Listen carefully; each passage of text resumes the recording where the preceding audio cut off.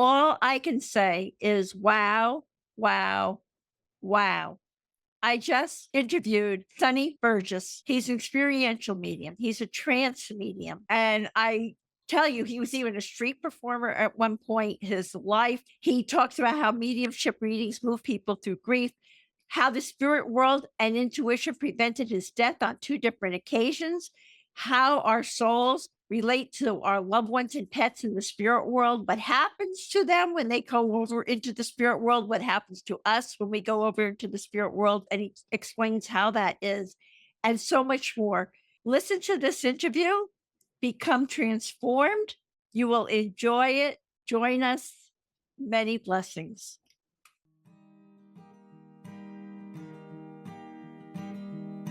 Hi there, and welcome to the Grief and Rebirth podcast. I'm your host, author and trauma survivor Irene Weinberg, here to encourage you wherever you are in your healing journey. In each episode, I chat with incredible grief and trauma specialists, healers, mediums, and celebs, as well as remarkable people who have inspiring healing stories to share. If you're looking for a podcast that's both uplifting and inspiring, you've found it. Let us help you find your joy in life.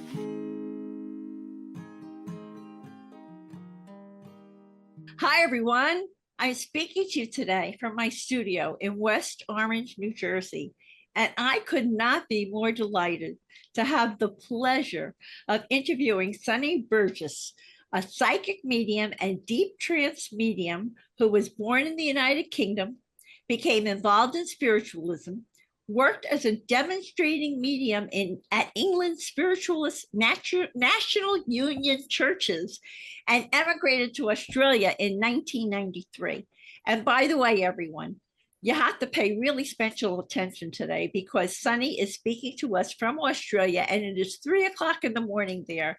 So if he falls asleep on us, we will forgive him. But he's so wonderful, and he's gotten up and staying awake for us. So it's very special today, and I'm really grateful to him.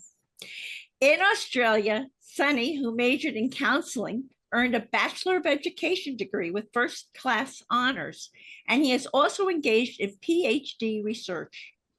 As an evidential medium whose passion is helping people move through grief, Sunny has developed an impressively large client base of over 2,000 people. He also addresses areas of grief and spiritual unfoldment in his work as a trance medium, and he has authored several books. His latest is titled Explore Your Soul's Purpose Through Trance and Inspirational Control. And speaking of soul's purpose, here we both are, right? Yeah. With our soul purposes doing this. And by the way, during Sunny's early adult life, he traveled the world for 10 years as a musical street performer. I'm sure that in itself is a fascinating story. I'm looking forward to asking Sunny about the impact his early encounters with spirits had on him, how the spirit world and intuition prevented his death on 2 separate occasions, how grief can be moved through with mediumship readings, the role of our souls and how this relates to our loved ones or pets in the spirit world, trance mediumship, the importance of prayer, and much more for what is surely going to be a transformative interview with many new insights for all of us. Hi, Sunny. A warm welcome to Grief and Rebirth podcast. Thank you. It's lovely to be here. Absolutely. It's lovely to have you, and thank you for getting up for all of us to do this in Australia at 3 a.m. It's so wonderful of you to do this for us. Thank you. I'd really like everyone to get to know you from the beginning. So let's talk about, because as a kid, as a little guy, you had early encounters with spirits, and you also experienced these hand tremors. And I'm curious about what all that was about and what your family's reaction was to all these occurrences, because I know in a lot of situations, families shut it down, or they accept it, or they work with it. So what was your experience?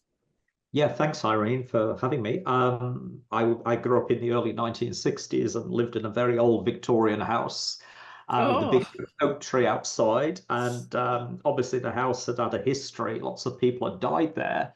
And as a little boy, I used to see, I remember a 4 or 5 year old, I used to see spirits at the end of my bed. It made me very nervous going to sleep, and I developed this hand tremor. But at the time when I was 5 years old, my grandfather was an epileptic. He had oh my the God. grand mals, the major fits, and the petite mals, the small fits. So they thought possibly I was epileptic. So they took me. I remember going with my mother to Manchester to see some doctor, and they put an electroencephalograph. It's like a space helmet to test for epilepsy because of these hand tremors. And I always remember it was with the moon landing at the time when the first man landing on the moon, and I wouldn't go under the helmet. I was terrified, but the doctor said had a lot of insight. He says, "Well, if you jump under this helmet, then you're going to go to the moon." So straight away, I just jumped under. So look, I had the test, and I wasn't epileptic, but obviously my hands they were the shaking. I think because of the what I was seeing. The Uh, energy. the energy. That's what I was seeing. The spirits. I used to see an old lady. She was stood at the back of at the top of the end of the Wow. bed, and then I used to often get lots of physical presences. They used to push me, and when I was lying, they used to tap my shoulder. So this was really quite, used to a little bit intimidating. A little bit I hear you're nerve-wracking. a little guy. I hear you're this little guy.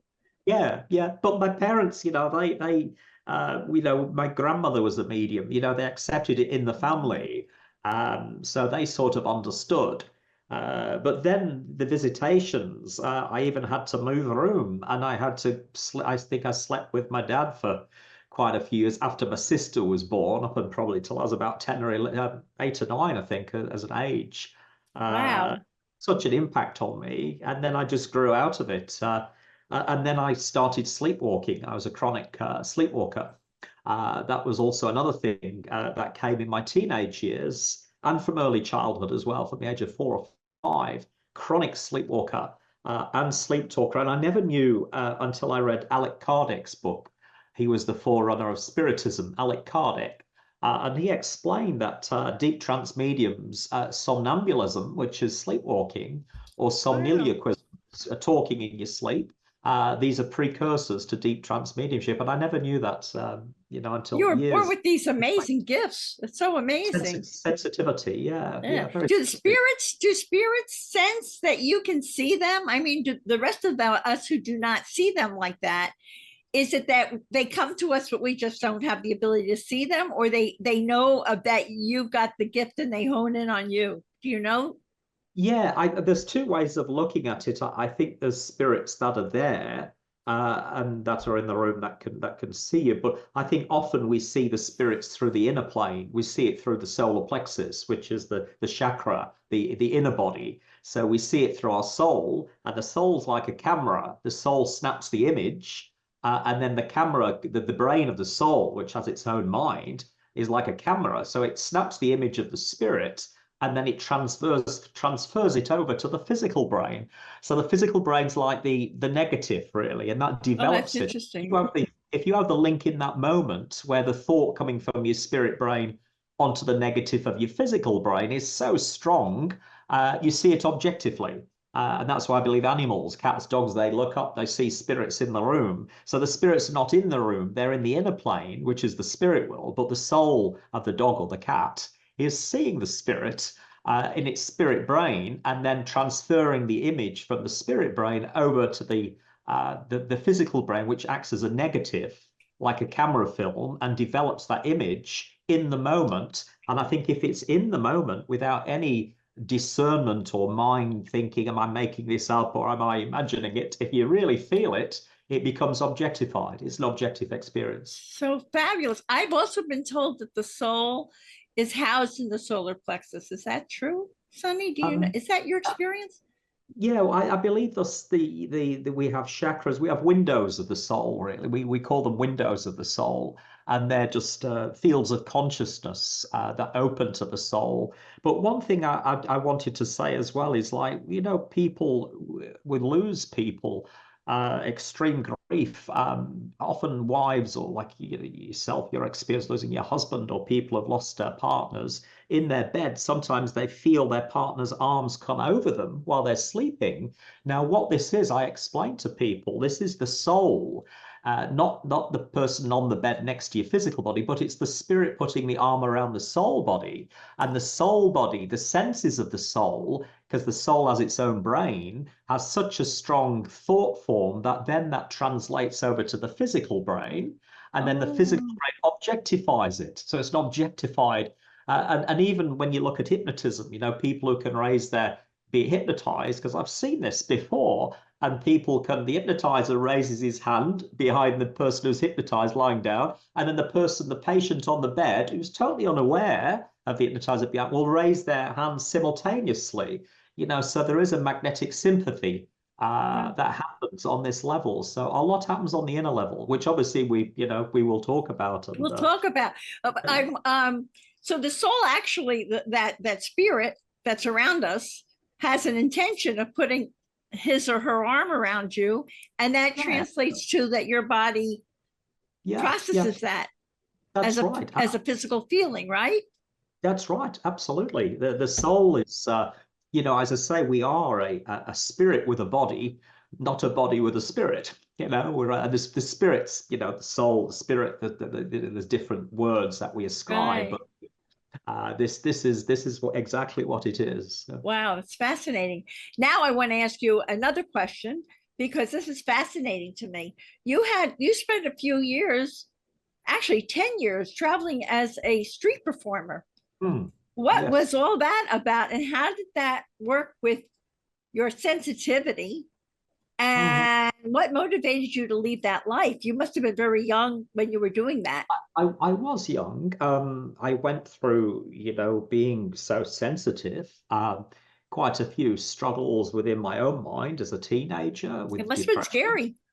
That's right. And we had a hereditary brain cancer. All my family died of this brain cancer. My Ooh, grandmother, my aunties, uncles, and I had a 50-50 chance of having it. It's called Huntington's chorea. Some of your viewers may have heard of it, Huntington's chorea. And I had a 50-50 chance of developing this brain cancer. And when I was 19, developing when you're 45, because all my family had died from it. It oh was my such a virulent goodness. cancer, an inherited genetic condition. I had a lot of depression. Obviously, it quite depressed me when I was 19. I went to the Middle East. I lived there. I married a girl in the Middle East and in Israel, and had experiences over there where I had to do military service, and that was quite difficult back in the early 80s because that was the Lebanese war. So I saw Wow. things that were quite disturbing, as you could say. And then when that finished, that part of my life or the marriage finished, I just went, traveling. I'd always enjoyed music. My dad used to sing and used to sing opera, and I just took to musical performances. But it was all very enmeshed in my, mystical roots, really, with the singing. I used to follow the religious festivals in Italy. So I used to follow all the Italian festivals, and I used to sing at the markets, and then I used to meditate in the churches, and lots of experiences. One I could recount in Catania, in Piazza Duomo, which is the main cathedral in Catania. There was the old the crypts underneath the altar, the stone, like stone cellars. And I used to go there in the early morning and pray and meditate. And all the nuns used to sing. And it was just the most wonderful energy. The experiences that I had were, were absolutely wonderful. Amazing. Well, now you were still receiving messages, or you Yeah, hadn't officially started your mediumship, that's right? That's right. Yeah. I mean, I went right way before that in the 1970s with my nana. I used to attend spiritualist churches. Ah, So I had a lot, and then I developed and did little bits when in between, traveling and then going back to the UK. But it was a pretty solid, I think at one stage, like 2 years I was in Italy, pretty much on the road. That's how I lived and close to that's nature. that's And amazing. every night I slept on the beach. Every night Wow. I slept on the Wow. beach. Now Yeah. they don't have no cold nights where you did not. No, not well, not in Sicily. I was in the south of Oh, Italy, so Sicily's quite warm and very nomadic. But I enjoyed I enjoyed the presence, the closeness to spirit, and I had lots of mystical, experiences, beautiful experiences with the spirit world. Not just being in because I love being in churches and just praying and meditating, but also close to the ocean, different places where I traveled. It was really, really very magnetically pure. I used to talk to my guides at night, and I did crystal pendulum dowsing, and I used to ask them if it was safe to sleep, because there were certain places yes, that's when I did the religious festivals, going up to a place called Bari, Taranto.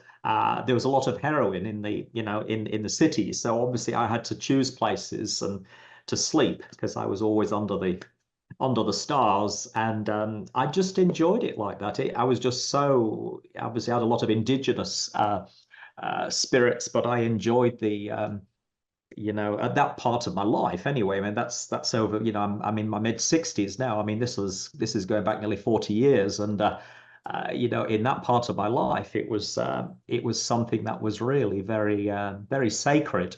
that's Uh, amazing. Well, it was so fulfilling for you, and they say it like it's a beautiful transitional time that led you to what you're doing now. What motivated you to leave that life? to lead, To to leave lead, it? to What leave it. motivated leave it? Yeah, I came to Australia, and I came to Australia, and obviously landing in Australia, you by law you cannot sleep on a beach or Ah, it's a, Europe is different. Europe's a free place. Australia, there's a lot of laws over here, very regulated, and I was 30, at the time, and yeah, I it just was had to time to get get a roof over your head. psychologically, I had to make the adjustment. I remember once when I performed in a place called Reggio Calabria, and there was a very rich family, and they wanted me to sing at their house. We had a huge supper, and a beautiful, like the casas we had a four-post bed, and they put me up. It was a beautiful place. But at 3 o'clock in the morning, I couldn't sleep because I had to have the stars over my head. And I went out in the garden and I had my sleeping bag all the time and slept under the tree. Wow. And Wow. they woke up in the morning. They thought it was very peculiar, because they says, well, what's wasn't our bed comfortable? What was wrong with the house? But it was, yeah, it That's was different. fabulous. That's very different. Well, let me ask you this also, because was it during this time or another time you say that the spirit world and your intuition prevented your death on two separate occasions? Mm. Yes, yes. Well, the first occasion was when I was in Israel.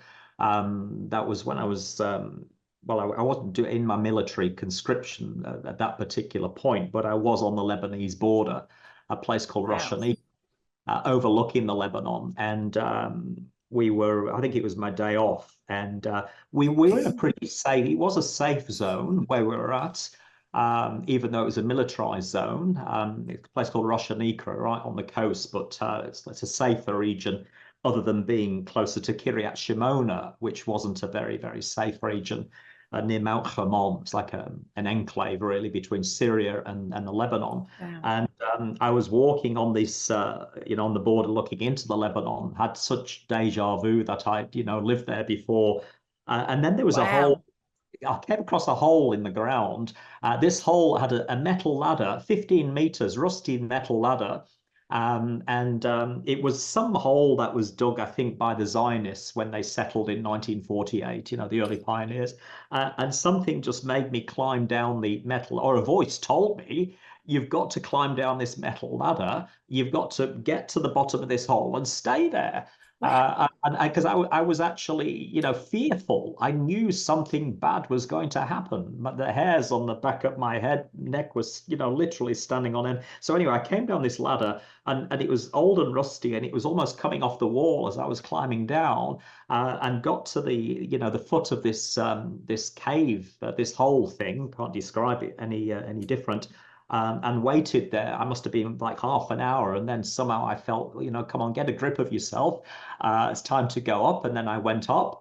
Lo and behold, maybe a couple of hours later, I went back to where I was stationed, and heard that there was 3 or 4 terrorists armed to the teeth with Kalashnikov rocket launchers, machine guns. Yeah, and the vantage point from there, you could see a kilometer either way, so they would have seen me. And literally, I would have been packed, I would have been history. And that was very, very humbling. Very, obviously it traumatized me a little bit when I thought about it. The other experience I had was when I worked in Corsica. I was in the south of France, in between the music, period. I had some work in working with horses. And or you are before such a multifaceted young man. yeah, I had So 27 horses. I worked as a palefrenier, which was a French word for stable boy for a year in Corsica, and I did at that time I worked in orange orchards. I had to clear the orchards in Corsica, and the orange trees, they had these brambles like over the top of them that were like 2-3 meters high. The Sleeping Beauty, the fairy tale where the prince had to slash all the thorns and rip them off the trees, and it was this real sort of labor. 6 weeks it took me to clear all the trees, and then I put like mounds of the brambles, like the mounds were maybe like 1 meter, 2 meters high, and piled them all up. Then I had to burn them, and I went to the shed. To what I thought was methylated spirits, God knows where my head was, doused it, chucked it all over, splash it all over, mate, and oh my, totally doused it. Just about got the match, was about to light the match, and there was a man. He was a little Moroccan guy called Cremo. He was one of the janitors of the golf course. And he must have been 100 meters away at least. And I saw him like waving his hands. I thought, oh, let me light this match.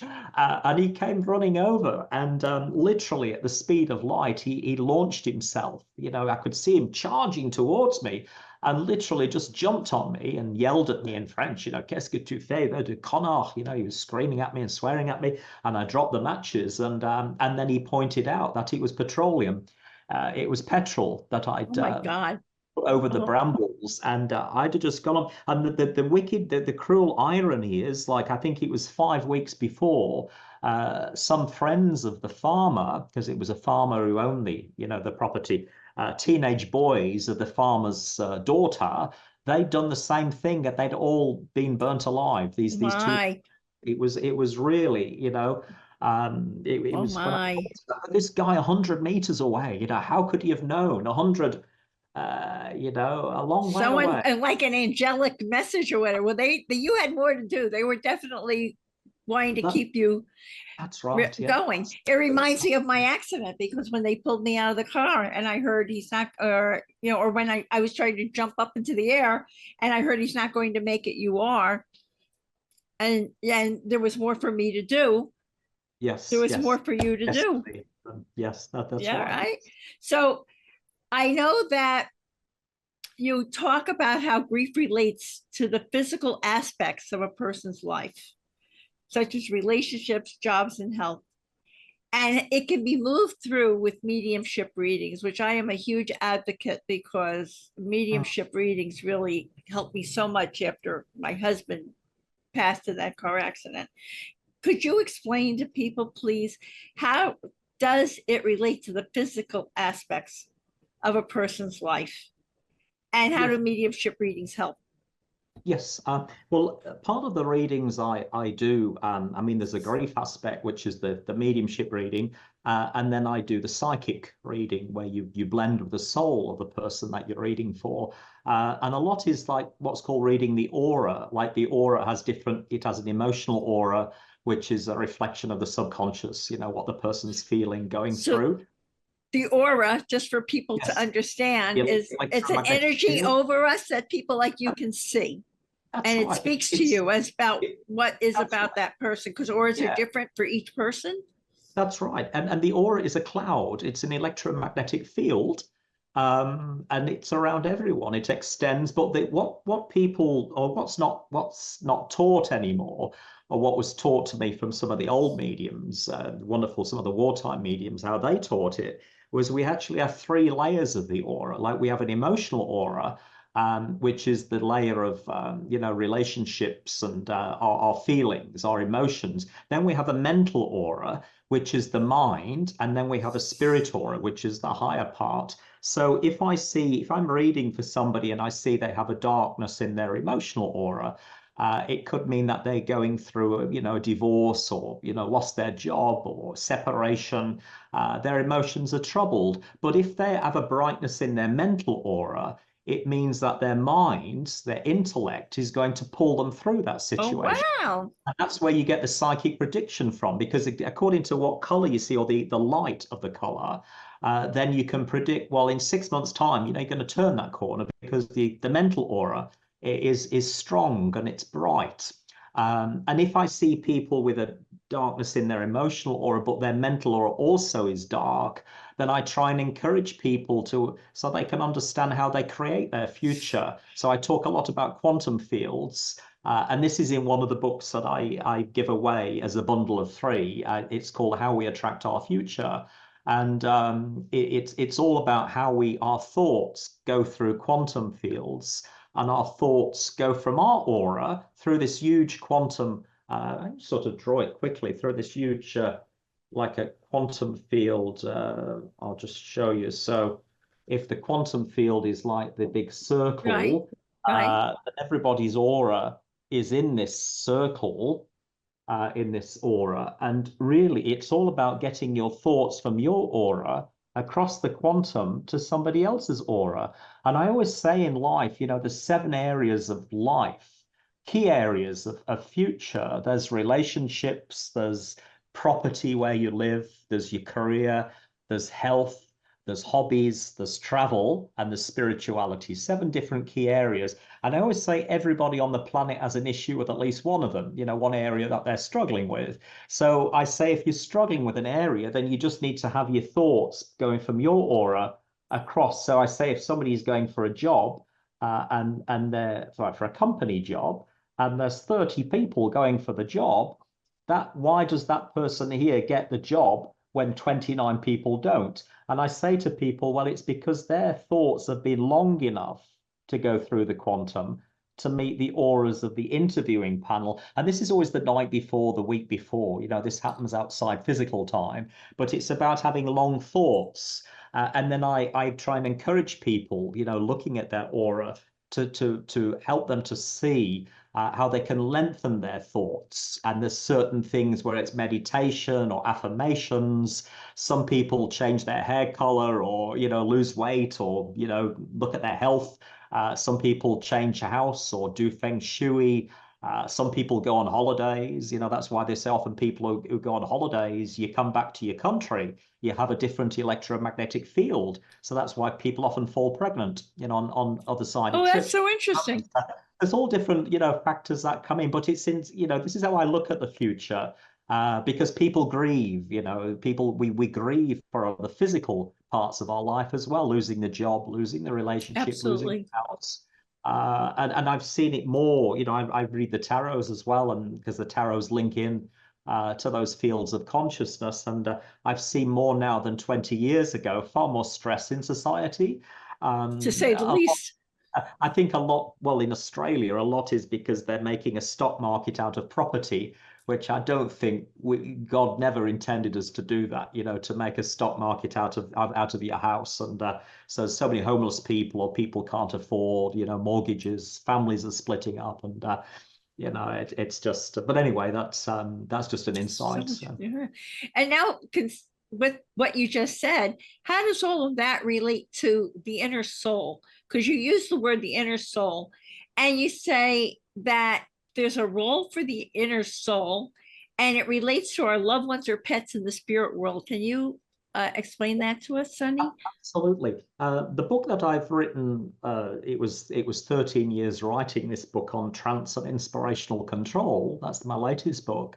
The research looked a lot at the soul body, like I talked at the beginning, as with trance mediums, particularly in chapter 5, and the old wartime trance mediums, how their spirit brain, their astral brain, the spirits, used to talk to their soul. And then their soul used to transfer this over to their physical brain, like what I talked about at the beginning. Mm-hmm, mm-hmm. So, the inner body that we have.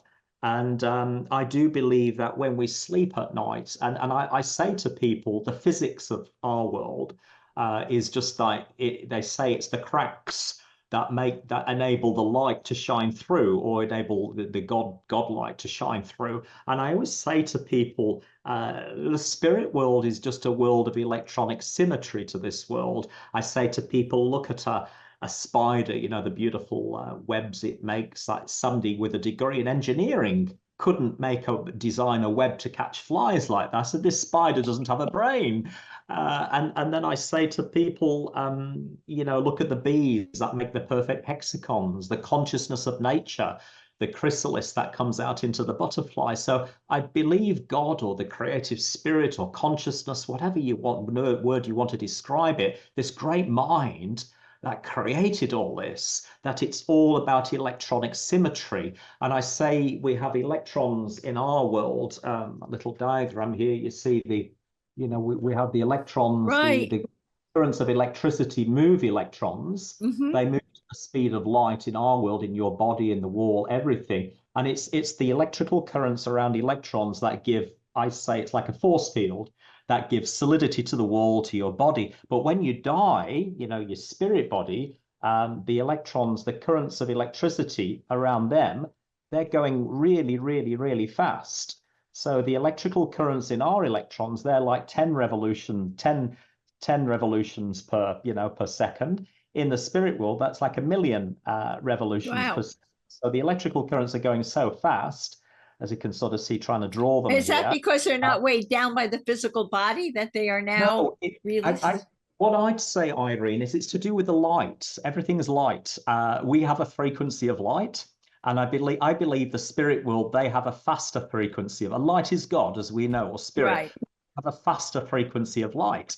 So the electrical currents, it's still the same physics. The electricity around their electrons, or lifetrons, as the yogis call it in a lot in Hinduism. The metaphysics of Hinduism, they have described a lot. So if I move my hands 100 times quicker, they disappear. So that's where they are in the spirit world. But the physics of their body shares the same physics as their world. So the spirit world is an electronic mirror. I go back to this symmetry. The spirit world has grass, it has soil, trees, rivers, lakes, birds, cats, I've heard that dogs, a lot. So when you cross that's over, it's a whole, houses. the whole thing, Absolutely. healing areas, educational Absolutely. areas, all Perfect. kinds of things. Perfect. You kind of have a life, but you just don't have your body, but you have all this stuff That's going on right. there. And if you walk up to a tree, you can't walk through the tree. Why? Because the electrons in the tree in your spirit body have those million revolutions per second as they do in your body. So the electrons in the tree have the same light moving at their electrical currents as they do the electrical currents in your spirit body. So everything then becomes solid. So that's what I say to people. But what I say now is I take this one step further.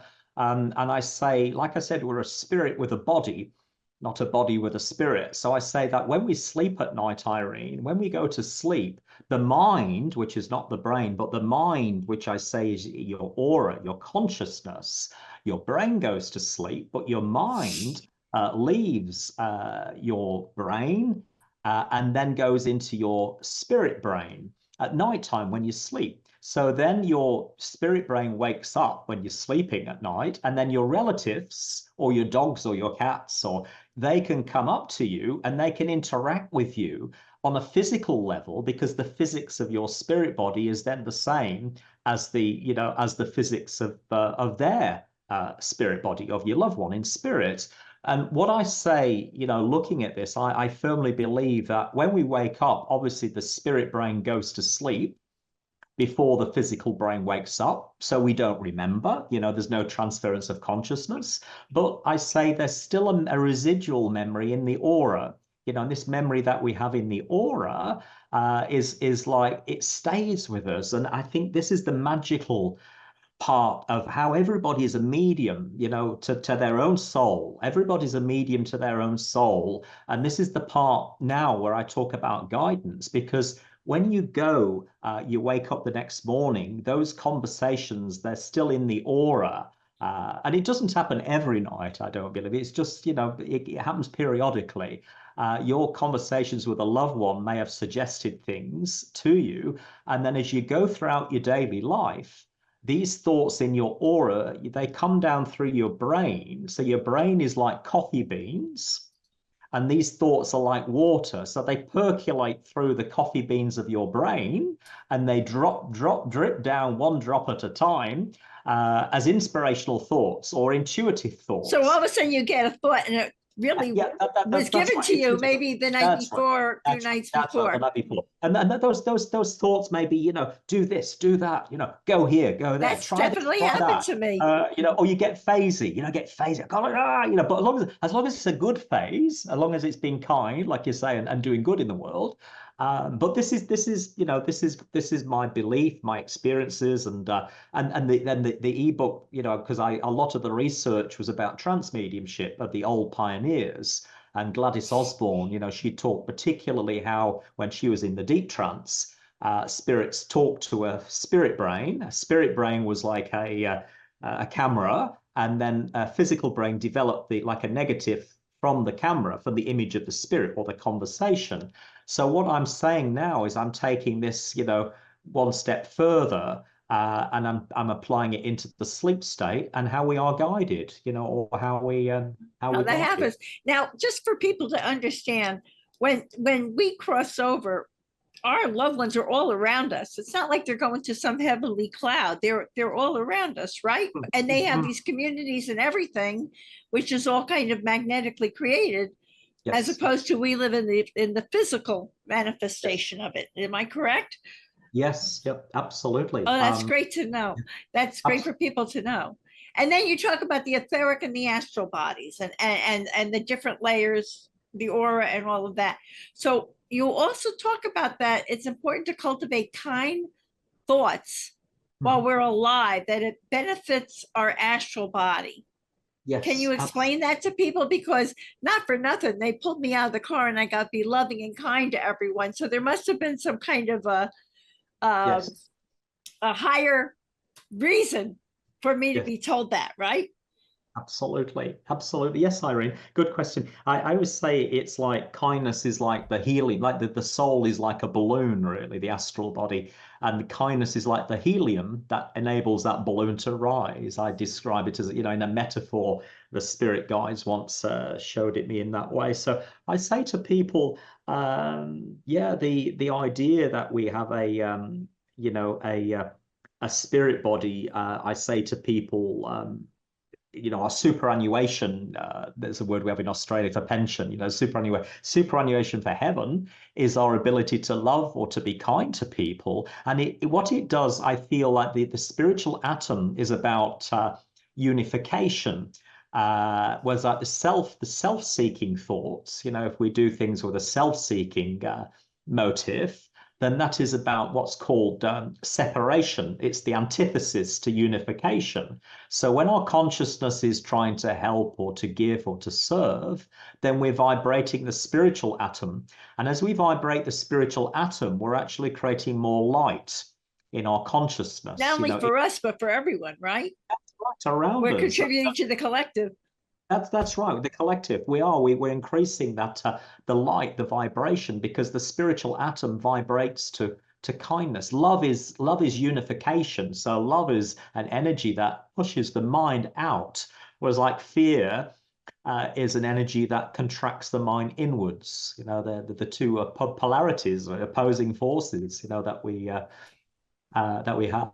So if you've lived your life as a loving and kind person, are you going to be attracted to a different plane than someone who's lived their life as a very hurtful, Absolutely. negative, selfish person?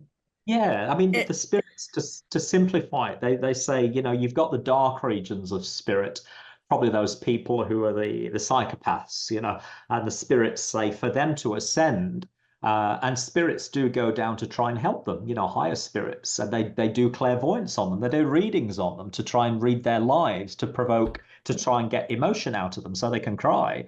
But for someone like Hitler, to cry a tear of remorse for killing the Jews, it's inconceivable, really. So they do tend to stay there for a it's long not a time. hell in a way, but it's a place Hell, that it's a it's hell. their hell that they It's create for their themselves hell. in a way.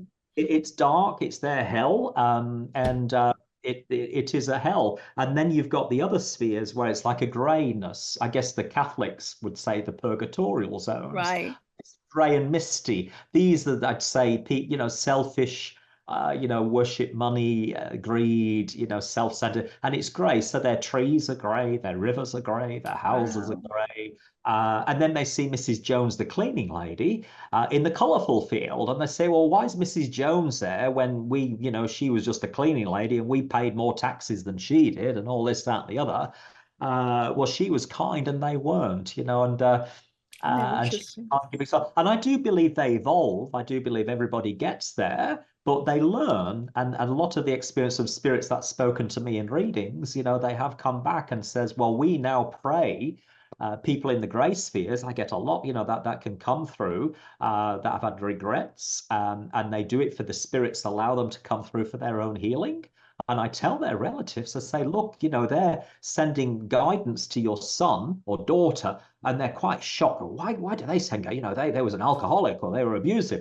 I says, well, they're doing it because nobody will ever know they're doing it. And that's how they're growing, you see, spiritually. They're healing. It's their way of That's right. healing. What their way of healing. And what we don't realize, Irene, is that we don't have the monopoly on prayer. You see, the spirit world probably do more praying than we do. And that's for Wow, that's so interesting. That's so interesting. that is for us, yeah. So when you cross over, when you transition, they're really not as interested in how much money you made as how much kindness and how much That, love that's you right, yeah. you lived. And Uh, so I know you also have, because you have such a following, and I can see why.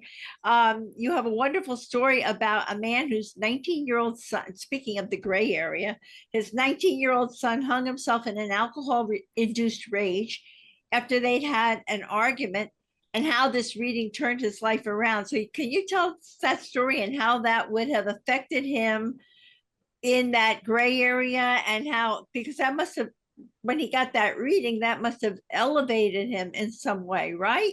It was a Absolutely. healing. So could you tell us that story, Sunny, please? Absolutely.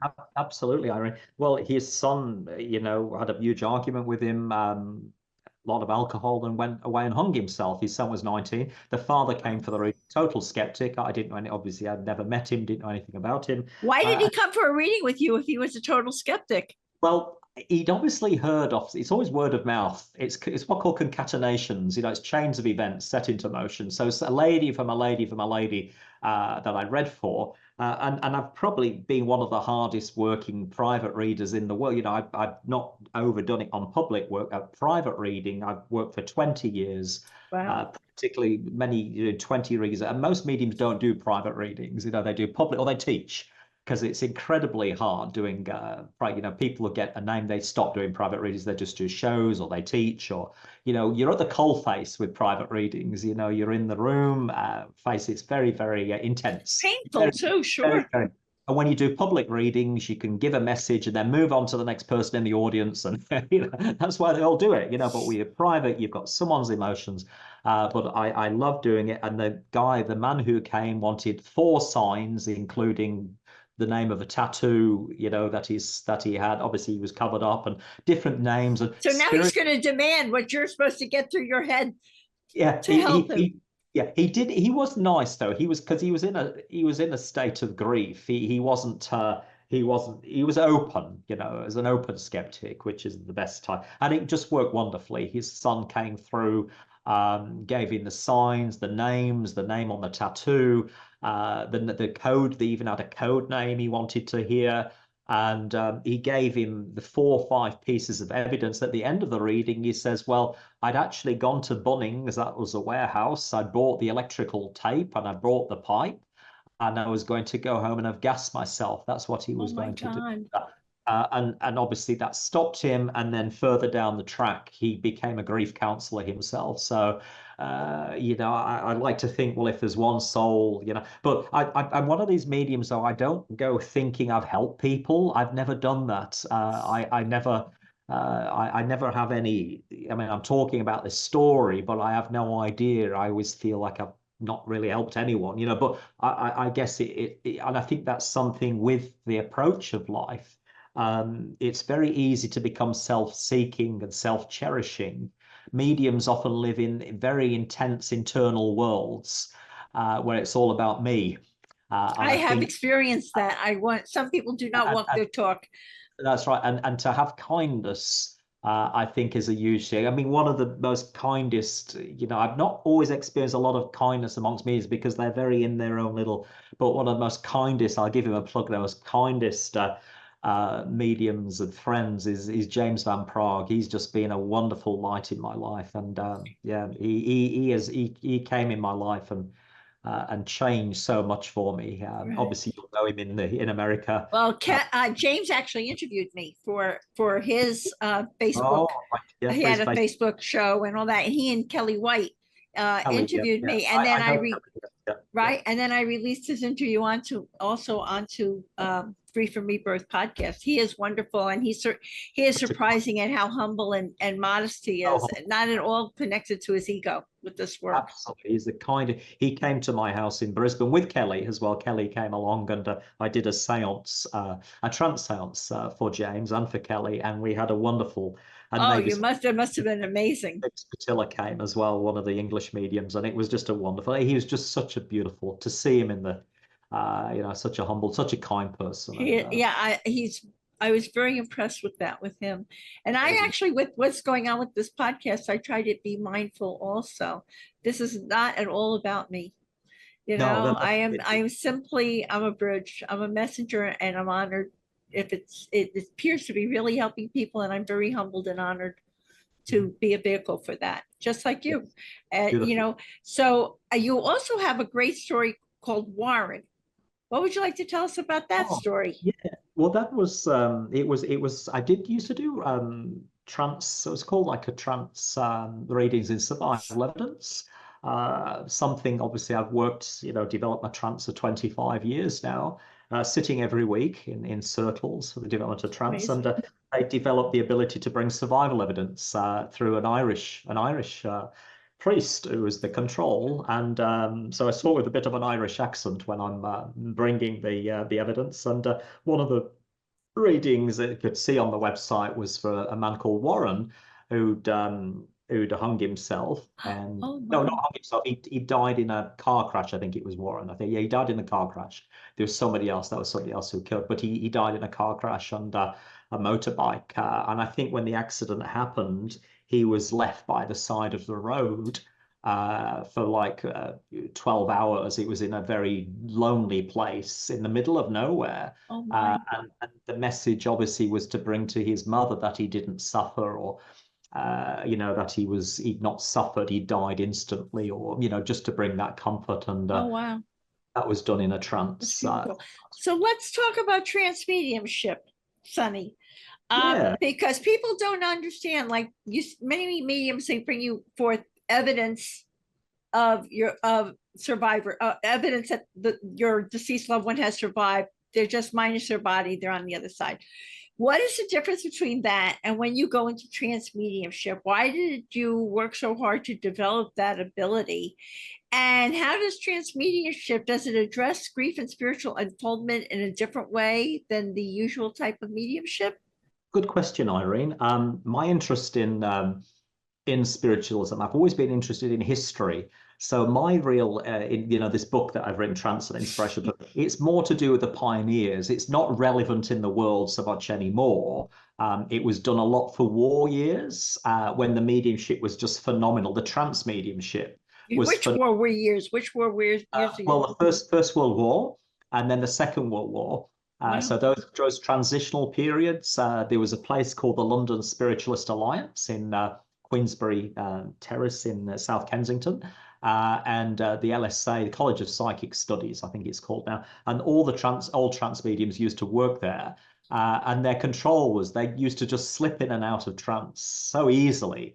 They used to start off doing psychic readings, and then they used to just slip into trance and bring all the evidence. These were for the soldiers who died or people who are widows. So that aspect of trance, I feel, is more for that era. Now I focus on trance for trying to develop physical mediumship, developing as a physical medium, which is developing ectoplasm and working with energy. All right, now you have to define ectoplasm for people. That is I know what that is, but a lot of people do not know what that is.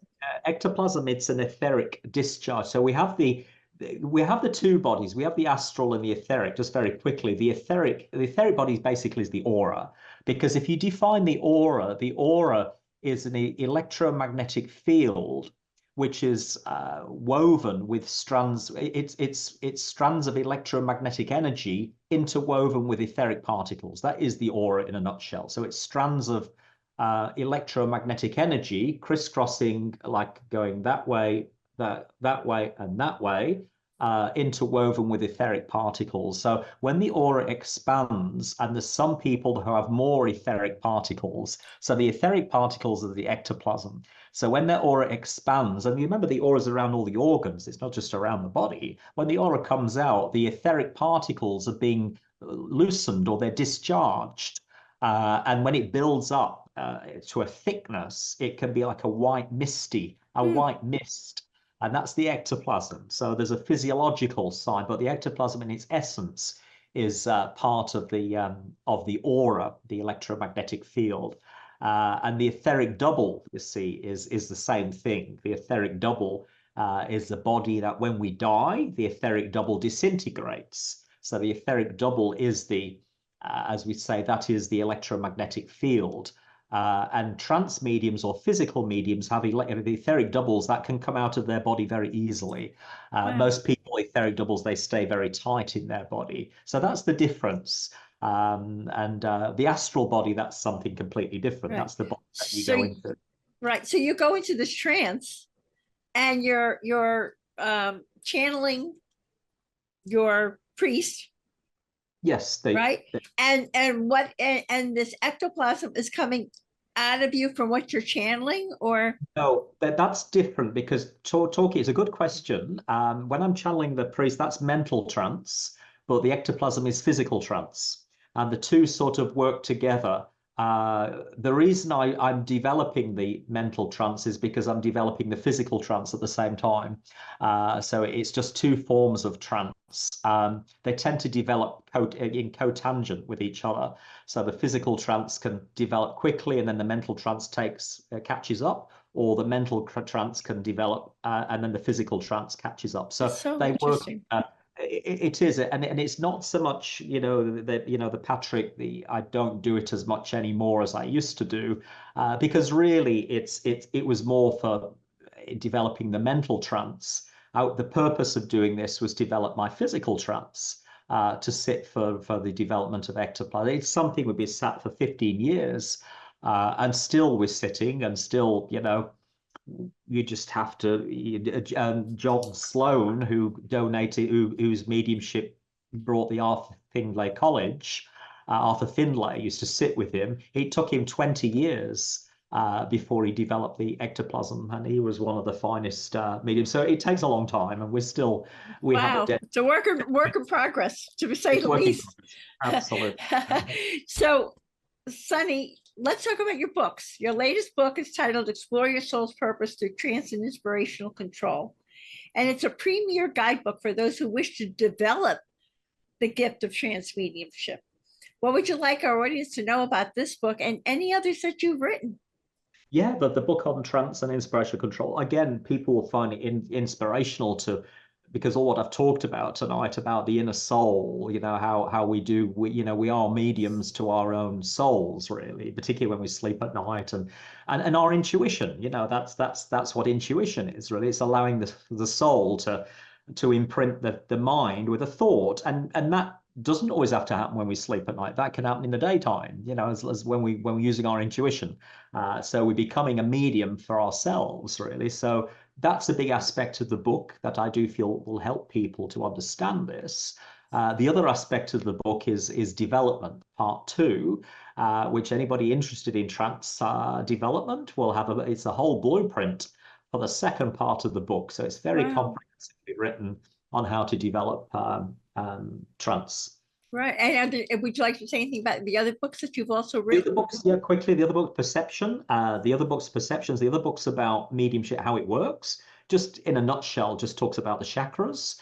And then there's some case studies of very famous mediums. Helen Hughes is one, where they're looked at, their readings. And then the other third book is How We Attract Our Future, which I talked about at the beginning with the quantum fields and the circle with the thoughts. Right. Making long thoughts so that getting our thoughts longer. Right. Bring change into your life. Okay, that's good. So I want you to let everybody know now that they're totally in love with you and you've been awake for us for an hour at 3 o'clock in the morning. Would you like to tell everyone about all the things you do, your mediumship readings, your psychic readings, your color analysis, which that's very interesting. Someone can get a hold of you just for color analysis and interpretation of their aura that provides a lens into future outcomes regarding their health, their life conditions, and spirituality, and anything else you'd like us to know about your work, Sunny, which is so wonderful. Thank you, Irene. Yeah, no, the work is, I'd love people to connect with my books as well. There's a lot of knowledge and a lot there that I think people will connect with. Well, you have a special offer for our audience that has to do with your books, right. don't you? And it was 25, but I think it's 20 now. I've pulled it down even further. I've thrown in the steak knives as well. So it's I think there's three books for $20. So there's a book on the trance and inspiration control that took me 13 years to write. Wow. And it's a literature review of 160 rare books in spiritualism. So it's done in APA style, American Psychiatric Association, proper academic references, but easy to read.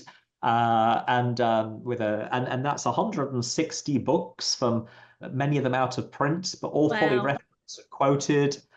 13 years it took me to write the book, and it was so amazing when I think about it. So we're going to provide a link to this package that you have of these books, to this offer that you're making, so that anyone can get on, and through this link they'll be able to get your books at such a nominal price and learn.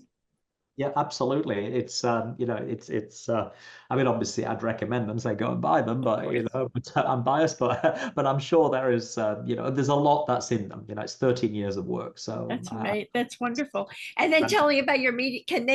I know you're booked forever. So if someone wants a mediumship reading with you, do they go on a wait list or a psychic reading? The wait list at the moment is 2,500 people. So wow.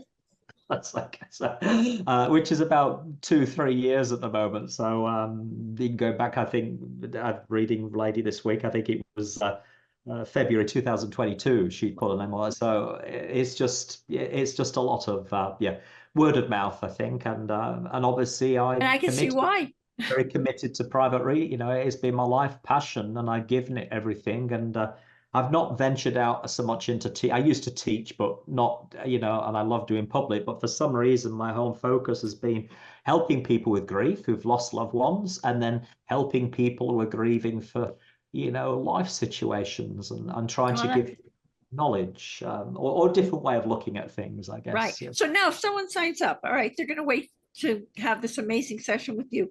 In that session, do they get mediumship plus psychic plus a color analysis, or those are three separate things? Yeah, I tend to combine them. So I tend to do, make a blend with a spirit. And then, the second half of the reading, I look at their aura. I read a lot with color.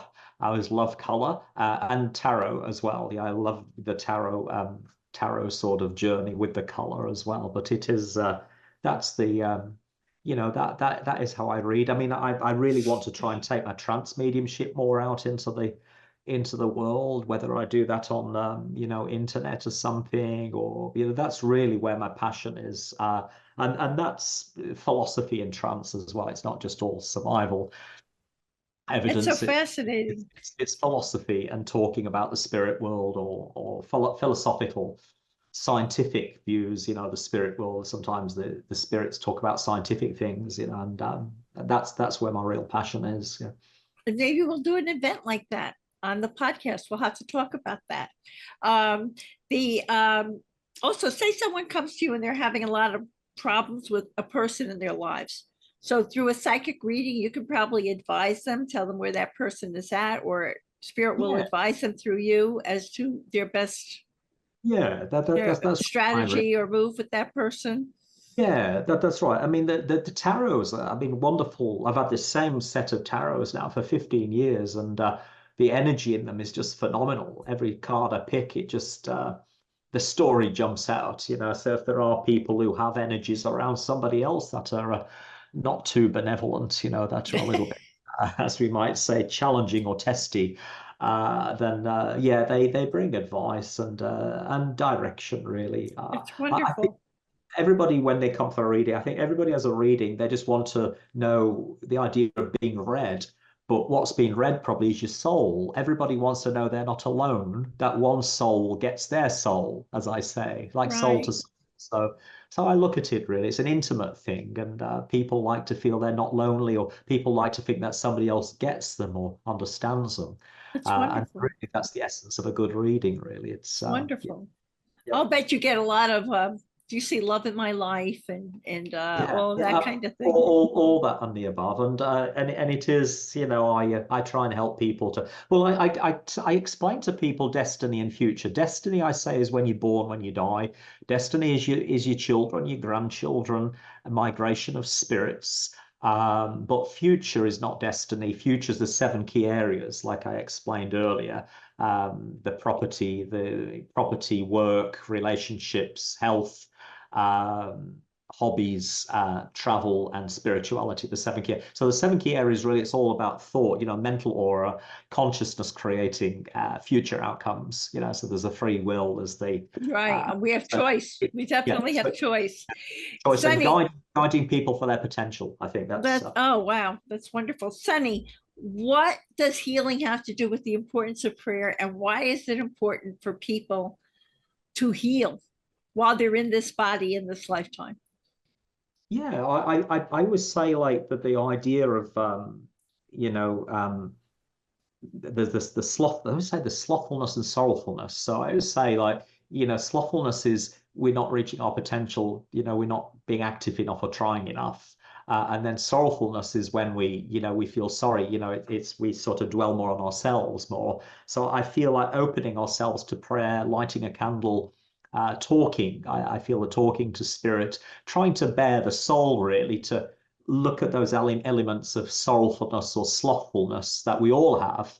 And I think really it's about humility. Prayer is trying to be humble. It's trying to say that we all have imperfections, Yes. and it's trying to open those imperfections, and talking with a candle lit, or talking, we can hear the divine spirit listening to us, or those who, tune into us, listening. And I think it's honesty, right? It's that raw sort of honesty in prayer, that then the soul can be open, so that we can find that peace. And I use that as a prelude to healing. Yeah, I think once you open your soul, then you can be a medium for healing, doing absent healing, sending So healing into once you're this. healing, then of course you're contributing your higher vibration to the collective also.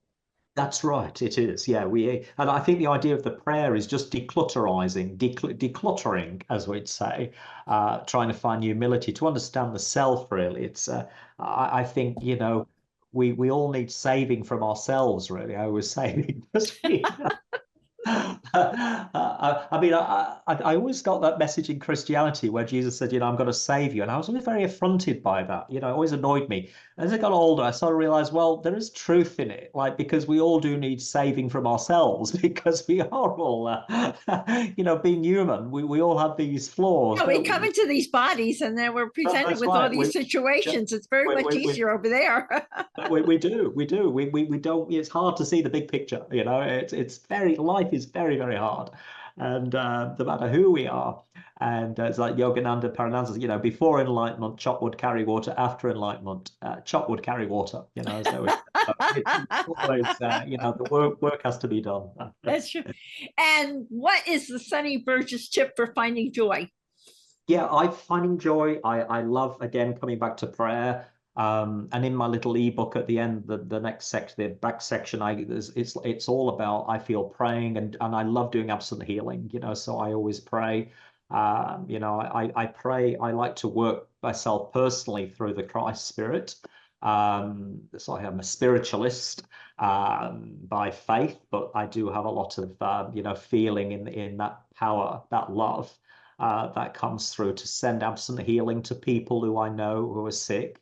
And I feel that just brings incredible peace. So I think whenever we do pray for somebody else, and we spend that time visualizing, perhaps just sending a white light or to their soul and asking that that they be given healing, particularly before retiring. I always say the secret for joy, to go to sleep with love in your heart and to try and wake up with love in your heart. And that's why I do it before bed, because I think if you can have love in your heart when you go to sleep, and before you wake up, that's the That's most beautiful. joyful That's life. beautiful. Not only love, but for me, also gratitude.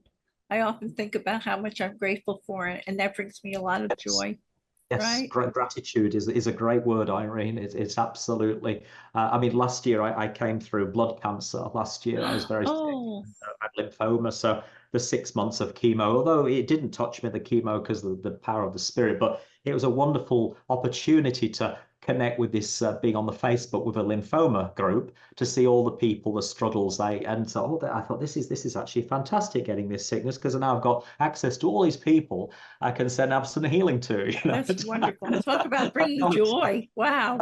it was. So that was it was a wonderful experience. And we're glad you're here. You've made it through a lot, and here you still are I helping so many have. people. It's Thank, wonderful, Sunny. thank you, Irene. It's been beautiful to talk to you. Yeah, Thank really you. have. Well, in closing, I want to share this important quote from your book, Explore Your Soul's Purpose Through Trance and Inspirational Control. And the quote says, spiritual growth characterizes the ability to interact with higher and kinder thoughts while alive on earth. The mind is propelled out of its physical body and expands into a wider field upon death.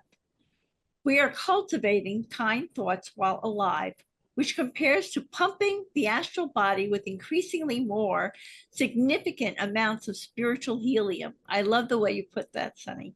At the point of death, it lifts each soul into more beautifully breathtaking landscapes of peace and beauty. Thank you, Sunny, for the You, Irene. important work that you are doing as a bridge between this realm and the afterlife. And I want to thank you from my heart for being a bridge to enlightenment for so many in our audience today. Thank you, As Irene. Thank you for the bridge because it's without your bridge that I wouldn't have a bridge to cross to talk thank to them. you, thank you, So thank thank you, you. thank you, thank you, You're the bridge maker. thank you. I'm lucky. Heartfelt thank you, thank you. And as I like to say, to be continued. Yes. Heartfelt thanks to you, Sunny. Many Thank you. blessings, everyone. Thank you. Thank you so much. Yeah. Thank you. Yeah. Thank you. Yeah. Thank you.